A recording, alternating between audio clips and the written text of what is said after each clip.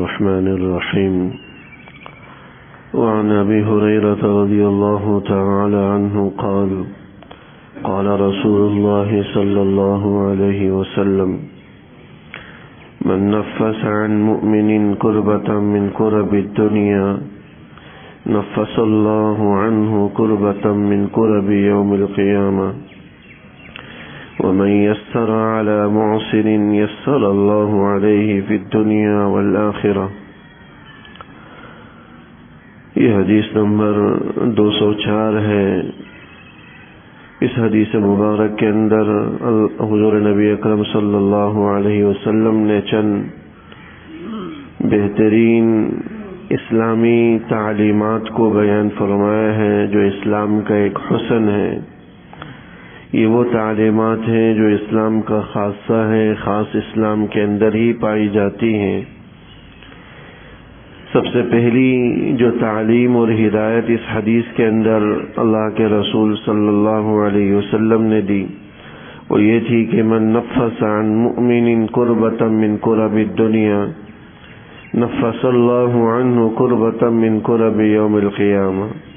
یہ جو کوئی شخص کسی ایمان والے کی کوئی دنیاوی پریشانی کو دور کر دے تو اللہ جل شانہ اس کے توفیل اس آدمی کی آخرت کی پریشانی کو دور کر دے گا.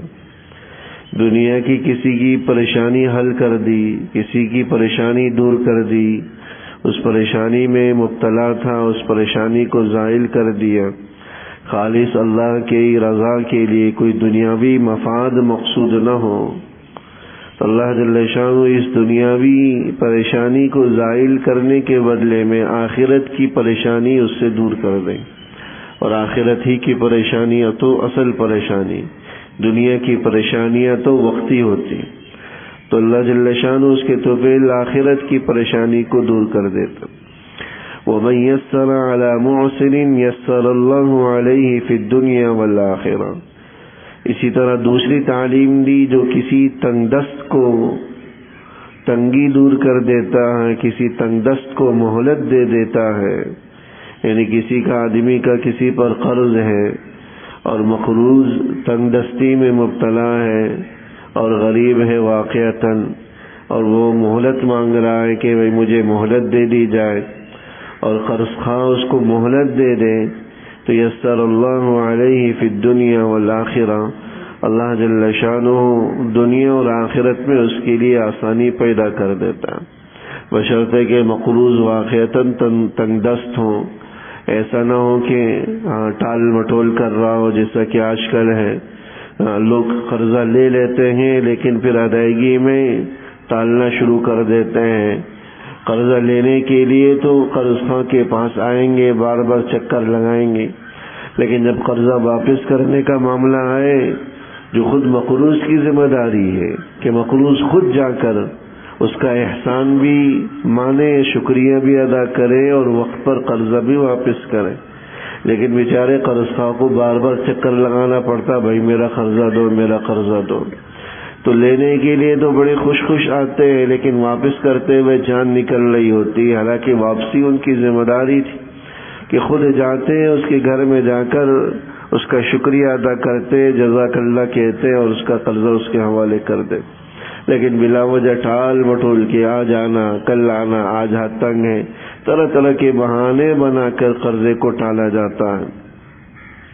اس لیے بعض روایات کے اندر آیا کہ مطل الغنی ظلم، کسی آدمی کا اس طرح ٹال مٹول کرنا جبکہ وہ وسعت رکھتا ہے قرضہ ادا کرنے کی پھر بھی ٹال رہا ہے، یہ ظلم کے دائرے میں داخل ہے.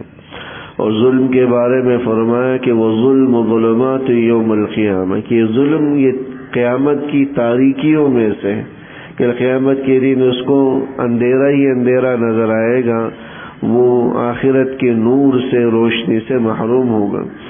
تو دوسری تعلیم دی جو کسی تنگ دست کو مہلت دے دے، سہولت دے دے، اللہ جل شانہ دنیا اور آخرت دونوں جہانوں میں اس کے لیے سہولتیں پیدا کرے. تیسری تعلیم دی کہ وَمَن سَتَرَ مُسْلِمًا سَتَرَ اللَّهُ فِي الدُّنْيَا وَالْآخِرَةِ، جو کسی مسلمان کی پردہ پوشی کرے، اس کے عیب کو چھپائے، ستر اللہ فی الدنیا والآخرہ، تو اللہ جل شانہ دنیا اور آخرت کے اندر اس کے عیبوں کو چھپائے گا۔ کسی مسلمان کی پردہ پوشی کرنا، کسی کا عیب آپ پر ظاہر ہو گیا، کسی کی غلطی آپ پر واضح ہو گئی، اب تو کچھ تو وہ ہوتے ہیں جو اس عیب کو مزید اچھالتے ہیں، گویا کہ ایک طرح سے رپورٹر بن جاتے ہیں، ایک جگہ سے دوسری جگہ، دوسری جگہ سے تیسری جگہ۔ اور یہ سوشل میڈیا نے تو اتنا اس وبا کو عام کر دیا ہے، کسی کی کوئی غلطی اتفاقاً اس سے سرزد ہوئی نظر آ گئی، اس کو ریکارڈ کر لیا اجازت کے بغیر، اور اس کو پھر پھیلانا، نشر کر دینا، یہ سب گناہ کے زمرے میں داخل۔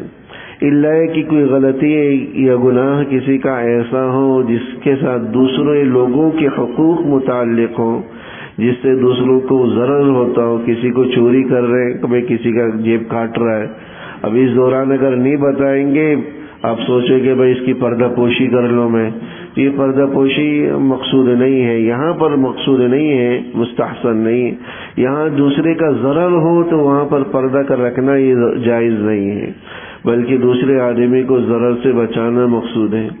کسی کے بارے میں معلومات لی جا رہی ہے کہ بھائی فلاں لڑکے سے رشتہ کرنا ہے، ذرا اس کے بارے میں بتائیے کہ وہ لڑکا کیسا ہے۔ اب آپ اگر اس کے عیبوں کو چھپائیں گے تو یہ خیانت ہوگی، چونکہ اس کے ساتھ لوگوں کے حقوق متعلق ہیں، آپ اس کے عیب کو چھپائیں گے اور لا علمی میں شادی کر جائیں، اپنی بیٹی دے دیں، بعد میں 100 طرح کے مسائل جنم لیں گے، طرح طرح کی لڑائیاں ہوں گی۔ تو ایسی صورت میں عیب کو بیان کر دینا چاہیے، ظاہر کر دینا چاہیے۔ لیکن جس عیب کا دوسرے لوگوں کے ساتھ تعلق نہ ہو، خود سے عیب کرنے والے کی ذات کے ساتھ تعلق ہو، تو پھر وہاں انسان کو پردہ پوشی کرنی چاہیے۔ اس سے تو فعل اللہ جل شانہ دنیا اور آخرت میں اس کی پردہ پوشی کرے گا، اس کی ستر کو چھپائے گا۔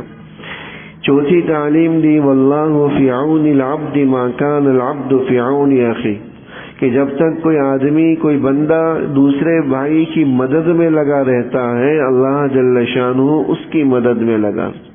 کسی ایمان والے کی، کسی بندے کی مدد کر دی تو جب تک اس کی مدد میں لگے رہیں گے، اللہ کی مدد کرنے والے کے شامل حال ہوگی۔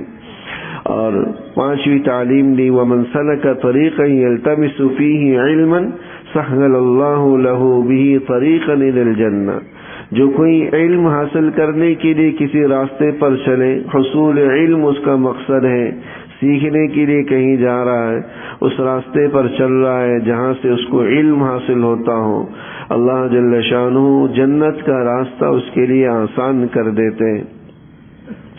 اور چھٹی تعلیم دی، وَمَجْتَمَعَ قَوْمٌ فِي بَيْتٍ مِّن بُيُوتِ اللَّهِ يَتْلُونَ كِتَابَ اللَّهِ وَيَتَدَارَسُونَهُ بَيْنَهُمْ إِلَّا نَزَلَتْ عَلَيْهِمُ السَّكِينَةُ، کہ کچھ لوگ اللہ کے گھروں میں، کسی گھر میں جمع ہوں، کسی مسجد میں جمع ہوں، کسی مدرسے میں جمع ہوں، اور وہ اللہ کی کتاب کو پڑھ رہے ہوں، یتدارسونہ، اس کو سیکھ رہے ہوں، سکھا رہے ہوں، تو الا نزلت علیہم السکینہ، تو اللہ جل شانہ خاص سکون اور اطمینان ان پر نازل فرماتا ہے۔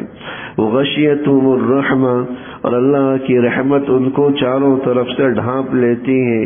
وحفتہم الملائکہ، اور فرشتے اس کو گھیر لیتے ہیں ہر طرف سے، اس مجمع کو، اس مجلس کو، درس کی اس جگہ کو۔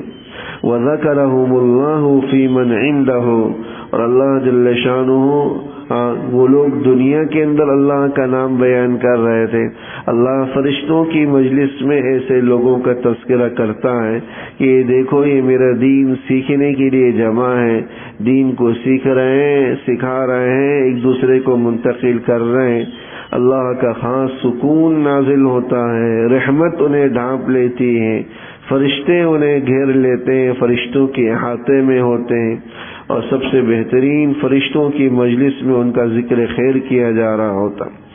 ساتویں تعلیم دی، ومن بطأ به عمله لم يسرع به نسبه، کہ جس آدمی کو اس کے عمل نے اسے پیچھے رکھ دیا ہو، اس کا حسب و نسب، خاندانی نسب اس کو آگے نہیں بڑھائے گا۔ حدیث کا اس جملے کا مطلب یہ ہے کہ انسان کی کل قیامت کے اندر کامیابی کا دار و مدار خود اس کے اپنے عمل پر ہے، حسب و نسب پر نہیں ہے۔ کسی کا بڑا اونچا خاندان ہے، سعادات میں سے ہے، سید گھرانے میں سے، تو اس کا سعادات میں سے ہونا، سید گھرانے میں سے ہونا، حسینی ہونا، علوی ہونا، عباسی ہونا، یہ اونچے خاندان کل قیامت والے دن کام نہیں آئیں گے۔ اگر کام آنے والی کوئی چیز ہے تو انسان کا اپنا عمل ہے، یہ حسب و نسب کام نہیں۔